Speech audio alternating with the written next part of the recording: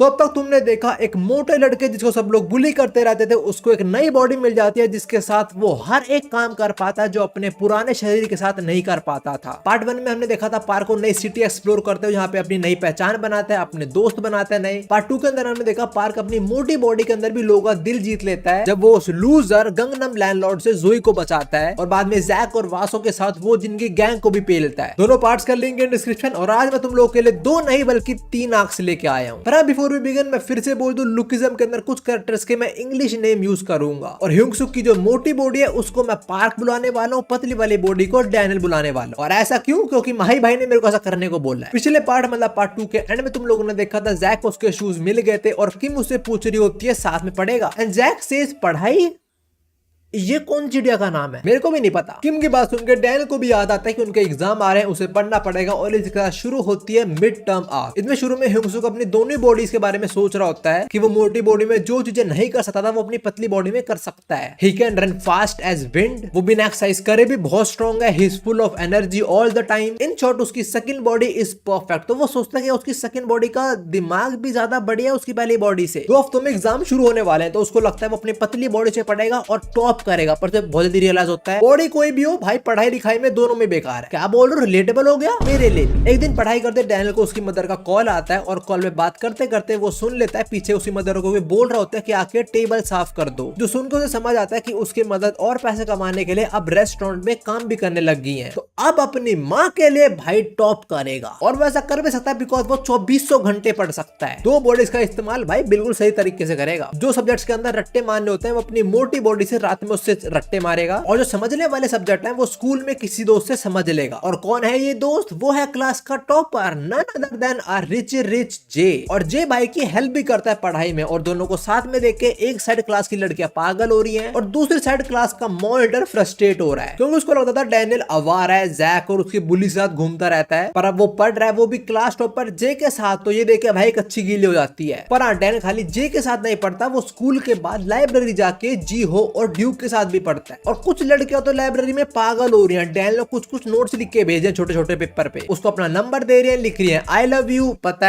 है ये रिलेटेबल नहीं है, समझ गया मैं। हमें आगे पता लगता है कि ड्यूक अपनी क्लास में 5th आता है, एंड ऑल्सो अब वो पपरिका टीवी के ऊपर पॉपुलर भी होने लग गया। जिनको नहीं पता पपरिका टीवी क्या है, जाके लुकिज्म पार्ट 2 देख लो, तुम्हें समझ आ जाएगा। अबे लाइब्रेरी के अंदर जैक भी आता है, आया है मीरा के साथ था, और भाई के पढ़ने के इरादे तो बिल्कुल भी नहीं थे, पर आधे ही गुस्सा हो जाता है बिकॉज यहाँ पूरी गैंग मौजूद है, और ये लोग काफी शोर मचा रहे होते हैं, जिस वजह से अपनी असली गैंग थोड़ा गुस्सा होने लग जाती है, जो है बर्न नकल्स, वासो की गैंग। वो भी यहाँ पढ़ने आए हैं भाई, देख रहे हो, चाहे तुम गैंगस्टर भी हो पर पढ़ाई लिखाई जरूर काम आती है। अब रात में पार्क स्टोर में काम करते हुए पढ़ रहा होता है, और आज एक सरप्राइज गेस्ट आती है जो है जोई, and she is still calling bro a pig, और वो कुछ लड़कों की स्ट्रीम एंजॉय कर रही है। पर पार्क उसे बोलता है ओए निकल, फटाफट निकल। पार्क प्यार से बोलता है उसे कि तुम घर चली जाओ, कहीं ऐसा ना हो कि तुम्हारे साथ फिर से वो हादसा हो जाए, वो गंगनम लैंडलॉर्ड वाला हादसा। ये सुनकर जोई को काफी अच्छा लगता है कि ये पिग उसकी चिंता करता है, एंड शी आल्सो नोटिस कि पार्क इस टाइम पढ़ रहा होता है, और पार्क जोई को ये तो नहीं बता सकता कि वो मिड टर्म्स की पढ़ाई कर रहा है, वो बोलता है वो किसी एंट्रेंस एग्जाम की पढ़ाई कर रहा है। तो ये सुनकर जोई डिसाइड्स कि वो आज से पार्क को पढ़ाएगी, मतलब उसके साथ पढ़ेगी, और ये इंटेंशनली दिखा रही है अपने पक्का। वैसे जोई is not just a regular student, she is topper in maths. तो अब से रात को रोज 2-3 घंटे भाई पढ़ाई करेगा मैथ्स टॉपर के साथ। पर ने डिसाइड करा था कि रट्टे वाले सब्जेक्ट्स को रट्टा मारेगा रात के टाइम पे, और मैथ्स तो रट्टे वाला सब्जेक्ट नहीं है, अनलेस तुम मेरी तरह हो जो अपने मैथ्स के एग्जाम में भी रट्टे मारने की कोशिश कर रहा होता है, फिर अपने भाई से पकड़ा जाता है, फिर उसका भाई उसे कूट देता है। स्टोरी टाइम भी है मेरे पास इस चीज का, एक लिंक इन डिस्क्रिप्शन, मजेदार है, देख लेना बाद। खैर अब मैं तुम्हें पार्क का पूरा टाइम टेबल समझाता हूँ। स्कूल में वो जे के साथ पढ़ेगा, फिर उसके बाद लाइब्रेरी में ड्यूक और जीहो के साथ, फिर रात में जोई के साथ, और जोई के जाने के बाद वो रट्टे वाले सब्जेक्ट का रट्टा मारेगा। ऐसे कुछ दिन चलता है, और एक दिन जे डैनियल को कुछ सीडीज और बुक ऑफर करता है पढ़ने के लिए, जो काफी यूजफुल होने वाले उस एग्जाम के अंदर। फिर वो लाइब्रेरी में पढ़ने आता है ड्यूक के साथ, and again people are talking shit about Duke. बोले डैनियल और ड्यूक का रिलेशनशिप तो कोई रॉयल्टी और स्लेव वाला है, पर ड्यूक की मेंटालिटी सबसे स्ट्रॉन्ग है, इसलिए उसे घंटा फर्क नहीं पड़ता कि लोग क्या बोलते हैं। ऐसी मेंटालिटी होनी चाहिए तुम लोगों की भी। फिर रात में पार्क जोई के साथ पढ़ता है, एंड आई नो जोई के जाने के बाद ये क्या करता है। खैर ऐसे कुछ दिन और चलता है, फिर फाइनल एग्जाम का दिन आता है, और एग्जाम के दिन भाई को हर एक क्वेश्चन क्वेश्चन का आंसर आता है जो उसने पढ़ा होता है जे और ड्यूक के साथ, वो सारा एग्जाम में आया होता है और भाई सबके आंसर अच्छे से कर देता है। फिर नेक्स्ट डे होता है इसका मैथ्स का एग्जाम और भाई को मैथ्स याद ही नहीं है, भाई को तो एक पोम पोम याद आ रहे हैं। ये सोचता है चलो मैथ्स नहीं और सब्जेक्ट में तो मेरे अच्छे मार्क्स आ जाएंगे, और सोचते सोचते गलती से सो जाता है और अपनी मोटी बॉडी में घर में उठ जाता है और ऐसे जस्ट चेक करने के लिए अपनी बुक्स देखने लग जाता है कि इसने कौन सा आंसर सही करा है कौन सा गलत करा है। इसे पता लगता है कि इसने कुछ फॉर्मूला वगैरह गलत कर दिए और वो देखते देखते फिर से सो जाता है और अपनी स्लिम बॉडी के अंदर स्कूल में उठ जाता है जहां पे ये करंटली एग्जाम दे रहा है। ये अपने आंसर शीट को देखता है, रियलाइजेस मैं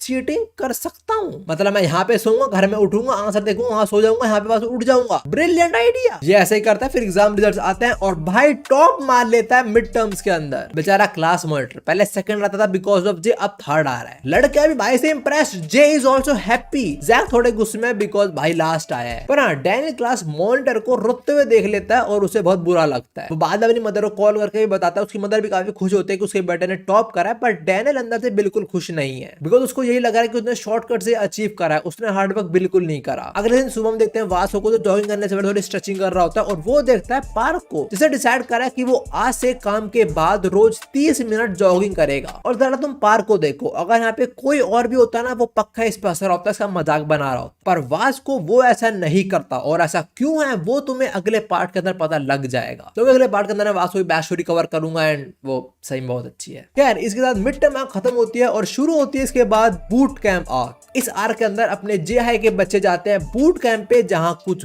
बहुत गलत होगा। हम देखते हैं अपनी गैंग, डैनियल सब लोग रेडी है बूट कैंप पे जाने के लिए। काइंडा तुम स्कूल ट्रिप मान लो इसको। और पास्ट के अंदर डैनियल के लिए कभी भी स्कूल ट्रिप अच्छी नहीं गई है बिकॉज तब भी लोग उसे बुली कर रहे होते थे। इवन बस में वो पहले सबसे आगे टीचर के साथ बैठता था, स्टूडेंट से दूर, ताकि वो लोग परेशान ना करे उसे। और इस बार भी वो आगे आकर टीचर के साथ ही बैठ जाता है। And wait a second, is this a bra bro, what are you wearing? वह जब डैनियल आगे बैठा होता है टीचर के साथ, तो टीचर भी सोच रहा होता है ये मेरे साथ क्यों बैठा है, कोई बेट वेट हारा है क्या? पर बहुत जल्दी उसके दोस्त के पीछे बुला लेते हैं और देखते देखते पूरी गैंग पीछे असेंबल हो जाती है अपनी। जो लोग कुछ गेम वगैरह खेलते हैं जहाँ पे जैक को मीरा को हिट करना है हाथ पे, and as soon as bro touches Mira's hand bro says so soft, soft या हार्ड। तो जैसे मैंने बताया अपना पूरा जे है जा रहा है बूट कैंप पे, तो हम देखते हैं एक और बस में जहाँ पे आर्किटेक्चर के बच्चे हैं जो पूरी वास हुई गैंग है और यहाँ पे काफी डेंस माहौल है। तो माहौल को थोड़ा लाइट अप करने के लिए थोड़ा नाच गाना करना शुरू हो जाते हैं, पर अगले सेकंड सारे रोने लग जाते हैं बिकॉज ये देखते हैं इनके साइड में ब्यूटी डिपार्टमेंट की बस जा रही है जहाँ पे काफी सारे लड़कियां और बस एक ही लड़का है। Now that right there is unfair, very unfair. बीच में लोग एक जगह रुकते हैं जहाँ जैक मीरा को इंप्रेस करने की कोशिश करता है पंचिंग मशीन पे हाईएस्ट रिकॉर्ड सेट करके, पर उसका रिकॉर्ड विंजिन तोड़ देता है। ये वही है जो रैप करता है और ड्यूक से हार गया था वो स्कूल फेस्टिवल के अंदर। विंजिन थोड़ा मजाक बनाता है जैक का, इनफैक्ट वो ये तक बोल देता है कि तू खुद को मर्द बोल कह सकता है। ये कुछ ज्यादा बोल दिया इसने, तो जैक हैमर वाली गेम के अंदर विंजिन का रिकॉर्ड तोड़ देता है और फिर उसे बोलता है तू खुद को मर्द कैसे बोल सकता है बे। ये दोनों दूसरे को गाली देना शुरू कर देते हैं, पर अगले सेकंड रोने भी लग जाते हैं बिकॉज इनकी गेम के अंदर एंट्री मारता है वास्को और डैनियल। दोनों पंचिंग और हैमर मशीन ट्रैक करते हैं और दोनों मशीन तोड़ देते हैं। इसके बाद ये लोग आगे बढ़ते हैं और फाइनली बूट कैंप पहुंच जाते हैं जहां दो इंस्ट्रक्टर इनका वेलकम करते हैं। अब ऑफ कोर्स तुम समझ चुके हो यहाँ पे क्या होने वाला है। स्मार्ट वाले इंस्ट्रक्टर पे सब लड़कियां मरने वाली हैं और मोटे वाले को घंटा कोई भाव नहीं देगा। जो इंस्ट्रक्टर्स इनका बैग चेक करते हैं बिफोर लेटिंग देम इन, और इन सालों ने प्रिंगल्स के डब्बे के अंदर दारू छुपा रखी है और चिप्स के पैकेट के अंदर सिगरेट्स। और हाँ सारी लड़कियां मर रही हैं उस स्मार्ट इंस्ट्रक्टर पे जो दूसरे वालों को बिल्कुल पसंद नहीं आ रहा, पर उसके थ्रू में पता लगता है कि ये स्मार्ट इंस्ट्रक्टर का नाम है ज़्यूस और ये एक पार्ट टाइमर है, मतलब ये परमानेंट इंस्ट्रक्टर नहीं है। और मैं चीज बोलूंगा और चाहूंगा तुम खुद समझो कि स्टोरी के अंदर क्या होने वाला है, और वो ये चीज है कि हाँ कुछ तो गड़बड़ है। चलो एक चीज और बोलता हूँ, जो जैसा दिखता है वैसा नहीं होता। और जरा ये देखो मीरा का भी दिल आ गया इस बंदे पे, come on Mira not you यार। अब इसके बाद ये लोग कुछ गेम्स खेलते हैं, फिर टैलेंट शो होता है जब बेकरी डिपार्टमेंट अपना टैलेंट दिखाते हैं। एंड आई होप ये कुछ अच्छा खाने वाला आइटम प्रिपेयर करें, कुछ उठपटांग चीज नहीं जो खा भी नहीं सके हम, मतलब हम नहीं वो लोग। ब्यूटी डिपार्टमेंट की लड़कियां डांस कर रही है। और मुझे ये बताओ ये टिकटॉक वाला डांस टैलेंट में कब से आ गया? अपना ड्यूक रैप पर सबका दिल जीत लेता है। फिर टैलेंट शो के बाद जब सब सो जाते हैं तब डो डैनियल और जैक को लेके आता है रूम के अंदर जहाँ पे ब्यूटी डिपार्टमेंट की लड़कियां हैं, पर जैक और डैनियल दोनों ही वहां से चले जाते हैं। और वो लड़के भी शौक हो जाते हैं बिकॉज उनको काम तो स्मार्ट लौंडो से ही था, इन लोगों से थोड़ी था। जैक डैनियल को ले जाता है मीरा के पास जहाँ अपनी गैंग पार्टी करती है और जहाँ सब लोग पीते हैं एक्सेप्ट फॉर मीरा। और पीने के बाद किम बेहोश, जैक कमजोर हो चुका है, डैनियल ताकतवर हो चुका है, जोई पक्का हॉर्नी हो चुकी है और इस चश्मे को छोड़ो। वैसे ये लोग भी पकड़े आते हैं पर सब नशे में होते तो गलती से सो जाते हैं और इंस्ट्रक्टर को लगता है कि तो सो रहे हैं, कुछ कर नहीं रहे गंदा काम। अब डैनियल सो हो गया तो अपनी मोटी बॉडी में उठ जाता है और वो सोचता है चलो फिर से मैं रनिंग करना शुरू करता हूँ। और वैसे डैनियल अपनी जॉब से छुट्टी लेके यहाँ पे आया होता है और उसे रनिंग करते हुए उसका बॉस देख लेता है तो सोचता है ये तो छुट्टी लेके कहीं घूमने गया तो यहाँ क्या कर रहा है ये। खैर वो जरूर चीज नहीं है, जरूर चीज है उसके बॉस का लैपटॉप। हम देते हैं इसके बॉस के लैपटॉप में ब्यूटी डिपार्टमेंट की लड़कियों की फोटोज हैं, साथ में किम की फोटोज भी, इवन मीरा की फोटो भी जब वो कपड़े बदल रही होती है। कोई तो फोटोज अपलोड करा है लड़कियों की, कहीं ये पार्क का बॉस तो इविल नहीं है, मजाक कर। अब बूट कैंप का सेकंड डे शुरू होता है, डैनियल उठता है, उसके मुंह पे कुछ मार्कर चले हुए हैं और ये देखो इसको गोरे से काला ही बना दिया, ब्रोकन सीधा एन वर्ड नाउ। अब सेकंड डे लोग काफी सारी एक्टिविटीज करते हैं और मीरा नोटिस करती है कि जो मोटा इंस्ट्रक्टर है वो पूरे टाइम उसको ही घूरे जा रहा है। रात में वास्को अपने दोस्त साथ पिलो फाइट खेलता है और सबकी माँ बहन नहीं कर दी उसने। और तो रात में मीरा और जैक बाहर घूम रहे होते हैं और डैनियल सो जाता है। और अब हम आते हैं इंस्ट्रक्टर्स पे, जहाँ और सारे तो मजे ले रहे हैं पर जो मोटा शटर जिसका नाम है वॉन बिन वो भी अपनी ड्यूटी पे है और हमें उसका फोन दिखा जाता है और उसके फोन के अंदर है मीरा की वो सेम फोटो और वो बोल रहा होता है मुझे इस लड़की को ढूंढना पड़ेगा। और यही मीरा को दिन भर देख भी रहा था, तो यहाँ क्या गड़बड़ है तो थोड़ा समझ रहे हो शायद। ये वॉन बिन मोटे वाला इंस्ट्रक्टर पहुंचता है वेयर हाउस, जहाँ वो देखता है ज़्यूस और मीरा को साथ में और मीरा ज़्यूस की कुछ हेल्प कर रही होती है सामान रखने में। हाँ मुझे पता है मीरा जैक के साथ घूम रही थी पर यहाँ पे रातों घूमना अलाउ नहीं होगा। ज़्यूस ने उन्हें पकड़ लिया और उसने बोला मीरा तेरी पनिशमेंट है, तू मेरे साथ काम करेगी। ज़्यूस यही सब बता रहा होता है कि मीरा यहाँ पे कैसे आई, पर वॉन बिन उसकी एक नहीं सुनता और उस पर अटैक कर देता है। वॉन बिन उसको मारने लगता है और इस सब के बीच में उसका फोन गिर जाता है जिसके अंदर मीरा देख लेती है उसकी फोटो और तब मीरा सबसे बड़ी गलती कर देती है, वो वॉन बिन को धक्का दे देती है और ज़्यूस को उठा देती है। अब देखो डैनियल यहाँ पे सो रहा है और पार्क उठा हुआ है, वो रनिंग करने गया था पर उसके बॉस ने उसे पकड़ लिया और उसके बॉस उसे कुछ छोटा मोटा काम कराने लग गए। पर उसी के बीच पार्क कुछ देख लेता है, वो देखता है एक मोस्ट वांटेड ऑफेंडर्स की लिस्ट जहाँ पे ज़्यूस भी है और ज़्यूस उसका फेक नेम है, रियल नेम है इसका हीमिन किम और ये एक रेप। मैं फिर से याद दिला दूं, मैं नाम गलत प्रोनाउंस करूं पर तुम समझ जाओ मैं क्या बोलना चाह रहा हूं, तुम फीलिंग समझो भाई की। अब आते हैं बूट कैंप पे जहां हीमिन अपने असली रंग दिखाना शुरू हो जाता है। उसने वॉन बिन को मार मार के उसे बेहोशी की हालत में कर दिया और उसकी बेहोशी की हालत में पता लगता है कि उसके पास हीमिन का फोन था और उसे पता लग गया था ये सारी फोटोज वगैरह हीमिन खींच रहा है। और वो पूरे दिन मीरा पे नजर बनाए नहीं बैठा था, वो पूरे दिन हीमिन पे नजर बनाए बैठा था और वो नोटिस कर रहा था कि मीरा के आसपास मंडरा रहा है, तो लग रहा था कि मीरा खतरे में हो सकती है, इसलिए वो यहाँ पे मीरा को बचाने आया था पर सब खराब हो गया। और इस पॉइंट तक मीरा भी समझ जाता है कि यहाँ पे क्या सीन है, वो चिल्लाने की कोशिश करती है पर हीमिन उसे एक पंच में साइलेंट कर देता है और बोलता है तुम कपड़े उतारने वाली हो या मैं उतारूं तुम्हारे। इसके बाद हमें हीमिन का छोटा सा फ्लैशबैक दिखाया जाता है जब उसकी लाइफ के छोटे मोटे इंसिडेंट देखते हैं जिससे हमें पता लगता है कि वो ऐसा बना कैसे। देखो just because he smart and handsome इसे कोई भी अपने कांड की सजा मिलती ही नहीं थी। जैसे बचपन के अंदर उसने बच्चे के स्नैक्स चुरा लिए तो टीचर ने उसको सजा ही नहीं दी इस चीज की, फिर बड़े होते सारी लड़कियां उस पर मरती थी, इवन एक लड़की जिसका बॉयफ्रेंड भी है वो भी इसके साथ कर रही होती है और ये बोलता है तेरा तो बॉयफ्रेंड है, पर वो लड़के बोलते हैं मैं तुम्हारे लिए किसी को भी छोड़ दूंगी। और इन सब चीजों के चलते इसके दिमाग में एक चीज बैठ गई कि ये तो हैंडसम है, कुछ भी करे ऐसा कुछ गलत नहीं हो सकता, या फिर सब लोग इसे माफ कर देंगे बिकॉज ये तो हैंडसम है, सब चाहते हैं इसको। इसकी बैक स्टोरी खत्म होती है, हम देखते हैं साला चड्डी में खड़ा हुआ है और मीरा को बोल रहा है मैं तेरे को बहुत प्यार करूंगा या प्यार दिखाऊंगा या दिखाने वाला है। इससे पहले कुछ करे वॉन बिन फिर से आता है मीरा को बचाने पर वो फेल हो जाता है और ये वॉन बिन को बहुत ब्रूटली मारता है, उसके दांत तक तोड़ देता है। मीरा बस चिल्ला रही होती है हेल्प हेल्प, ये हीमिन उस पर अटैक करने वाला होता है पर Won Bin is not done yet. उसके पास एक विसल होते है वो भी बजा जाता है, ये सोचते है कोई सुन के यहाँ पे आ जाएगा पर अभी तो कोई नहीं आता और उसके विसल बजाने की सजा हीमिन उसे जरूर देता है। उसकी विसल उसके मुंह में घुसा के इसे और पीटता है। दूसरी साइड हम आते हैं जैक पे जो किम और जो से पूछ रहा होता है कि मीरा अब तक आई नहीं वापस रूम में। वो बोलते नहीं शायद किसी और का तो ड्रिंक व्रिंक कर रही होगी, पर जैक नोस मीरा ऐसी लड़की नहीं है। तो जैक उसे ढूंढने निकल जाता है और तभी जोई को फोन आता है पार्क का स्टोर से। वो बोलता है मेरे को तेरा नंबर डैनियल ने दिया था और अभी बहुत बड़ी इमरजेंसी है, जा और डैनियल को उठा दे। जो यही करते वो डैनियल को उठा देते हैं पर वो सोच रहे कि डैनियल ने इसको मेरा नंबर दिया, क्या ये मेरे को लाइक करता है, मतलब मोटा अपना पार्क पिगी जिसको बोलती है। पर अगर डैनियल ने इसको मेरा नंबर दे तो अगर डैनियल मेरे में इंटरेस्टेड नहीं है बहन उससे जरूरी काम है हमारे पास अभी। डैनियल उठते पुलिस को फोन करके सब कुछ इन्फॉर्म कर देता है पर ये लोग जहाँ पे हैं उसे नियरेस्ट पुलिस स्टेशन इस टाइम 30 मिनट की दूरी पे है, तो पुलिस को आने में थोड़ा टाइम तो लगेगा। और जैसे डैनियल की कॉल कट होती है पुलिस के साथ तभी डैनियल को आवाज आती है उसके साइड में कुछ गिरा है। वो देखता है जैक खड़ा है वहां पे and bro is pissed. Daniel सामान्य बात है जैक गुस्से में क्यों है पर वी नो जैक ने डैनियल की सारी बातें सुन ली है और वो समझ चुका है कि मीरा इस टाइम खतरे में हैं। जैक भागता है मीरा को बचाने और डैनियल जोई से बात करता है और उसे पता लगता है कि मीरा अब तक वापस नहीं आई है, तो वो भी समझ जाता है कि मीरा खतरे में है इस टाइम। हम वापस आता है मीरा पे जहाँ वो डर के कोने में बैठी हुई है और हीमिन ने वॉन बिन को मार मारे उसी कुछ ऐसी हालत कर दी है और फिर मीरा पे अटैक करता है, उसको पंच करके उसे बेहोश कर देता है। जब उसे होश आता है वो कुछ ये देखती है। हीमिन मीरा की जींस तक खोल देता है। Mira tries to fight back पर तभी यहाँ का गेट खुल जाता है। हीमिन पीछे देखता है और गेट पे खड़ा है जैक जो अपना आपा खो चुका है। भाई वो क्या देख रहा है, एक लड़की जिससे वो प्यार करता है उसके मुंह पे खून लगा हुआ है, वो रो रही है, उसकी जींस खुली हुई है, उसका होने वाला है उसके सामने, वो होने देगा ऐसा?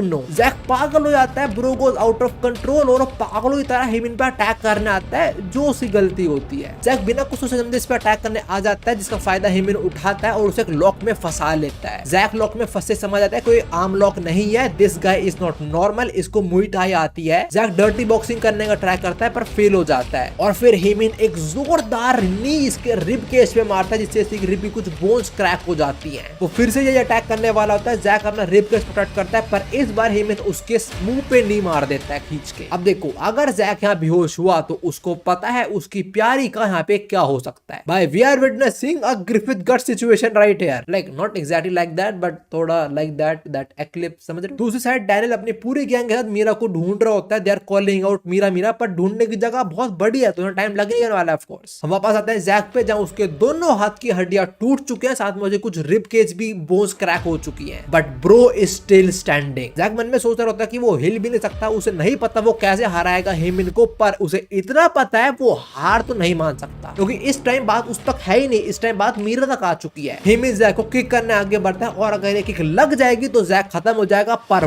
वॉन बिन उसका पैर पकड़ लेता है। इसका फायदा जैक उठाता है और अपने टूटे हुए हाथों से वो डैम। कुछ देर बाद पुलिस डैनियल सब लोग यहाँ पहुंचते हैं और वो क्या देखते हैं, वो देखते हैं एक अनकॉन्शियस स्टेट में एक लड़का जिसके हाथ टूटे हुए हैं, वो अपने टूटे हुए हाथों से भी एक बंदे के मुंह पे मुक्के मारे जा रहे हैं। Mira is trying to stop Jack बट वो उस स्टेट में ही नहीं है भाई, वो यहाँ पे आया था एक काम करने और वो अब भी वही काम कर रहा है। He is beating the shit out of this. भाई जब मैंने ये सीन देखा था कि जैक अपने टूटे हुए हाथों से अनकॉन्शियस कंडीशन के अंदर भी हीमिन को मारे जा रहा है, ओ भाई क्या सेटिस्फैक्शन मिला मुझे देख के। खैर पुलिस को अरेस्ट कर लेती है और साला अरेस्ट होने के बाद भी इतनी गंदी नजरों देख रहा है मीरा को। वॉन बिन की हालत भी खराब है but bro is happy he saved a girl. कुछ बच्चे इसका अब भी मजाक बना रहे होते हैं पर जैक इसका स्टैंड लेता है। Even he bows in front of Won Bin showing his respect. इसके बाद मीरा जैक से मिलते हैं और अपने पसंदीदा औरत के सामने हर कोई तगड़ा बनता है भाई। जैक भी टफ बनने की एक्टिंग करता है पर बहुत जल्दी बेहोश हो जाता है बिकॉज बहुत सीरियसली इंजर्ड हुआ है। इसको इतनी इंजरीज आई है कि 2 महीने के लिए तो हॉस्पिटल में एडमिट है और ऑफ कोर्स मीरा इसका ध्यान रखेगी। और बात करें हीमिन की तो डिटेंशन सेंटर पहुंच जाता है और ये साला वहां पहुंच इंट्रोडक्शन दे रहा है अपने सेलमेट्स को कि मेरा नाम ये, मैं इस केस में यहाँ पे आया हूँ। और ये साला बाकी इनमेट्स को परेशान करने की कोशिश करता है पर यहाँ पे एक बंदा है जो तुमने सोचा भी नहीं होगा और वो है Gangnam landlord. And for some reason bro still thinks कि जोई उसकी वाइफ है। डिटेंशन सेंटर नहीं, भाई को मेंटल असाइलम भेजो। पर विद दिस बूट का मार्क खत्म हो जाती है और इसके बाद शुरू होती है पेवलोव्स डॉग आर्क। नहीं ये कोई कुत्ते से रिलेटेड आर्क नहीं है पर इसका नाम ये कुत्तों वाला क्यों है तुम्हें एंड तक पता लग जाएगा। सब लोग बूट कैंप से वापस आ जाते हैं। पार्क अपनी जॉब पे जाना शुरू करता है। उसका बॉस वो पेचक देता है, मतलब सैलरी, साथ में थोड़ा और कैश देता है ताकि वो अपनी मदर या अपने पेरेंट्स के लिए कुछ गिफ्ट ले सके। कुछ दिनों की इनकी हॉलीडेज हो जाती है और तो थैंक्सगिविंग इज वेरी नियर। तो पार्क डिसाइड करता है कि वो इन छुट्टियों के अंदर अपने घर वापस चला जाएगा अपनी मोटी बॉडी के अंदर एंड ऑल्सो अपनी मदर के लिए कुछ गिफ्ट भी ले लेगा। पार्क अपनी मदर के लिए कोई ड्रेस लेने जाता है एंड एज यूजुअल एम्प्लॉय उसको देख के उसको लुक से जज करना शुरू हो जाते हैं, उसको नीचे दिखाना शुरू हो जाते हैं, बोलते हैं सारा एक्सपेंसिव आइटम है, तू कब खरीदेगा साले गरीब हाट। पर सिर्फ पार्क ने इतना पैसा जोड़ा होता है कि वो अपनी मदर के लिए एक ड्रेस ले लेता है। फिर वो अपने होम टाउन जाने के लिए बस में बैठते हैं जहाँ उसकी सीट एक लड़की के साथ है और ये लड़की भी उसको ट्रीट करने वाले गंदी तरीके से। खैर पार्क को आदत हो चुकी होगी ऐसे रिएक्शंस की अब तो। पर वो फाइनली अपने होम टाउन आ जाता है जहाँ वो नोटिस करता है कुछ ज्यादा बदला तो नहीं है और वो 2 महीने के लिए गया था बस। पार्क अपने घर जाने के लिए निकलता है पर तभी एक बंदा उसको पीछे से बुलाता है। ना ये कौन है पार्क एग्जैक्टली इसको नहीं जानता पर पार्क को पता है ये वो लड़का है जो पार्क को बुली होते हुए देखता जरूर था। पार्क और ये थोड़ी देर बैठ के बातें करते हैं पर पार्क नोटिस करता है ये अपने फोन में लगा हुआ है और किसी से बातें कर रहा है। पर हाँ पार्क को ये फ्रेंडली लग रहा होता है।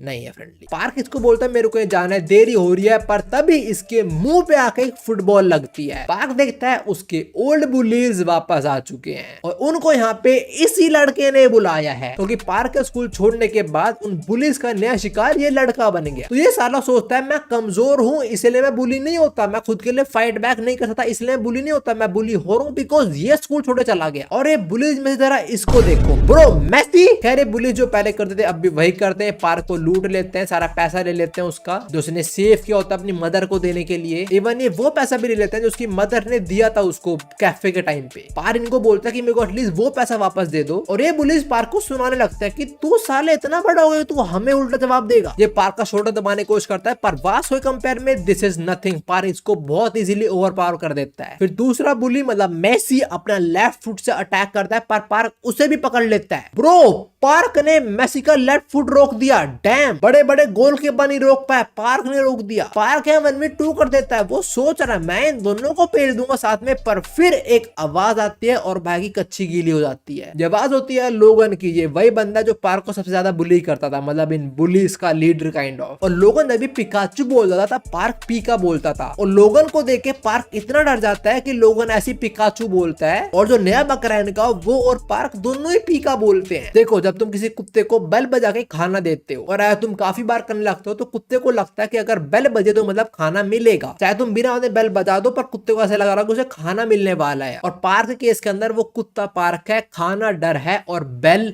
लोगन है। मतलब लोगन जब भी आसपास होता है उसकी प्रेजेंस ही काफी होती है पार्क को डराने के लिए, चाहे वो कुछ भी ना करे स्टिल पार्क की फटी जाती है। लोगन के सामने पार्क कुछ नहीं बोल पाता। पार्क ने जिस लड़का हाथ पकड़ा था वो पार्क को लाते बजाना शुरू करता है और पार्क बस खुद को डिफेंड कर रहा होता है, वो फाइट बैक भी नहीं कर पाता। और वो बोली जिसका पार्क ने पैर पकड़ लिया था वो लड़की को बोल रहा होता है तुझे पता ना मैं राइट फुटर हूँ, नहीं नहीं नहीं मैसी हमें पता तो लेफ्ट फुटर है। खैर लोगन यहाँ पे पार्क को पेलता बेलता नहीं है पर पैसे लेके चला जाता है। वो बोलता है वैसे भी तू स्कूल छोड़ के जा चुका है और मैं तेरे को फ्री करता हूँ पैसों के बदले, वैसे ही मेरे पास नया बकरा आ चुका है, जा तू एंजॉय कर मेरी जिंदगी। लोगन चला आता है, वो बुलीज भी चला आता है पार्क के मुंह पे थूक के। पार्क थोड़ा खुश होता है कि चलो अब वो लोगन इसको परेशान नहीं करेगा, और जो लड़की पार्क को उसकी मदर गिफ्ट भी वापस कर देती है, वो नहीं लेती वो ड्रेस। थोड़ी बहुत सिंपैथी हो लड़की के अंदर। अब हम जे को देखते हैं जो नहीं कुछ गलत काम नहीं कर रहा लौंडा, बिलीव मी। वो अपने पेरेंट्स से बात कर रहा है, उसके पेरेंट्स बोल रहे हैं काश तू हमारे पास घर में वापस आया होता, पर अगर तू आता तो तू और बाकी लोग सारे अनकंफर्टेबल हो जाते,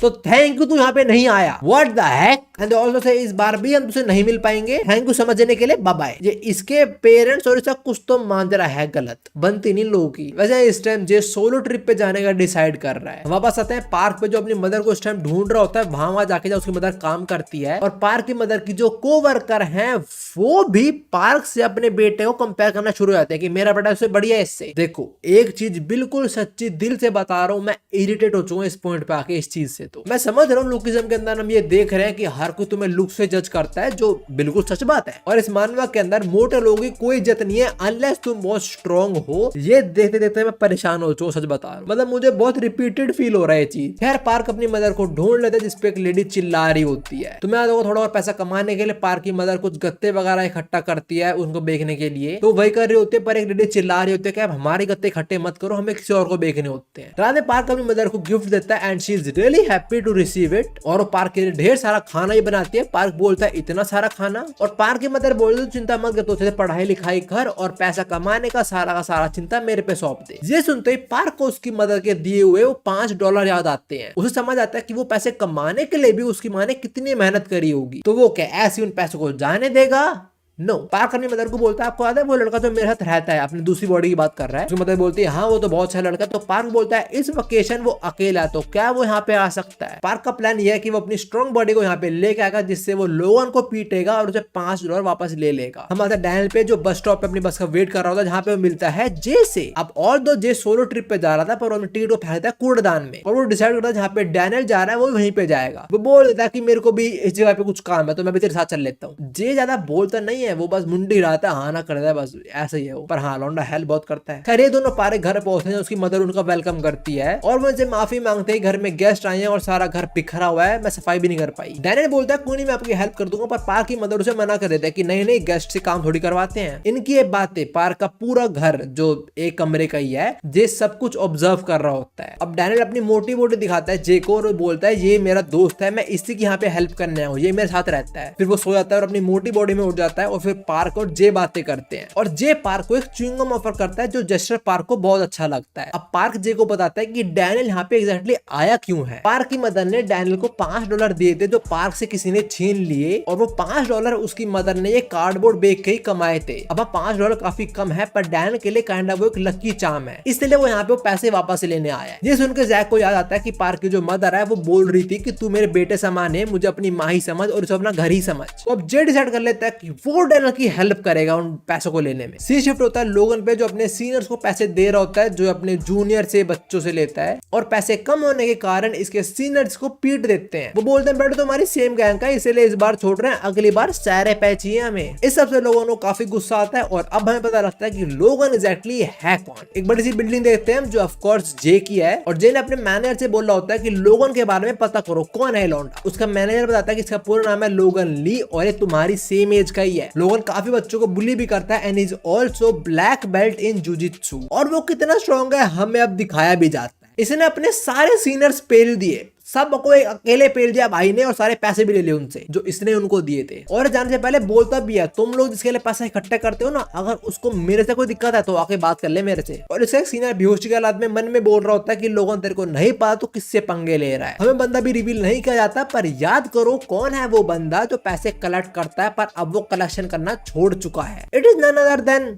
गन, वह है जिसकी सीनियर्स बात कर रहे हैं। अब हम आते हैं डैनियल पे जो जा रहा होता है लोगों से पैसे लेने, पर वो बाहर देखता है उसके घर के बाहर बहुत सारे कार्डबोर्ड पड़े हुए हैं। वो अपनी मदर से पूछता है, उसकी मदर बोलती है पास में ही एक होटल से सुबह सुबह यहाँ पे आए हैं। और पास वाला होटल किसका है भाई, ये जे दिल जीता जा रहा है हमारा बार बार। चलो उस पे आते हैं जो लोगों के सामने आ चुका है डैनियल के $5 लेने। इनकी फाइट हम देखेंगे पर अभी हम सीनियर्स पे आते हैं जो गन कॉलर के बता रहे होते हैं कि लोगन ने क्या करा, उनको ही कूट दिया और पैसे भी ले गया। गन बोलता है देखो मैं तो बात नहीं करने वाला लोगन से, मैं सब काम छोड़ चुका हूँ। पर गन बोलता है मैं गो को बोल दूंगा कि वो जाके लोगन से बात कर ले क्योंकि उसकी रिस्पॉन्सिबिलिटी है पैसा कलेक्शन की। नाउ अब ये गो कौन है इसके बारे में तो पता लगेगा वासो की बैक स्टोरी के अंदर। अभी बस इतना समझ लो bro is a total package of strength and brain. Gun की कॉल कट होती है और हम देखते हैं गन के साथ वही लड़की बैठे हैं जिसके पास पार्क की तरह 2 बॉडीज हैं। इसका नाम क्रिस्टल है वैसे। और ये वही वो दिन वाले इंसिडेंट के बारे में बात कर रही होती है कि यूही ने तो बुलाया था उनकी हेल्प करने पर, तू गया ही नहीं। गन बोलता है मैं गया था पर मुझे वहां पे उनकी हेल्प करने की जरूरत ही नहीं पड़ी बिकॉज वहां पे वो बंदा था जिस पे मेरे को नजर रखने बोला है प्रेसिडेंट ने। They are talking about Daniel. और यहाँ पे एक सेलिब्रिटी भी होता है और ये बोल रहा होता है मैं जाके देखना चाहता हूँ कि वो कौन बंदा है जिसको प्रेसिडेंट ने बोला इस पे नजर रखो। हाँ मैं बिल्कुल समझ रहा हूँ कुछ कैरेक्टर्स एकदम से आ चुके हैं, चिंता मत करो, सबके बारे में पता लग गया धीरे धीरे हमें। अब हम फाइनली आते हैं लोगन और जे के मैच पे जहाँ जे बहुत अच्छा लड़ रहा है उससे। वो लोगन के हर एक पंच को डॉज करे जा रहा है और उसको काउंटर भी करे जा रहा है, पेले जा रहा है वो भाई इसको। जे इतना अच्छा लड़ रहा है कि लोगन समझ आता है कि इसके अगेंस्ट में जुजुत्सु काम ही नहीं आने वाली। सो लोगन ट्राइज टू प्ले डर्टी। वो जे के सामने वो पैसे फाड़ने का ट्राई करता है। ऑफ कोर्स वो नहीं फाड़ेगा बट पैनिक में आके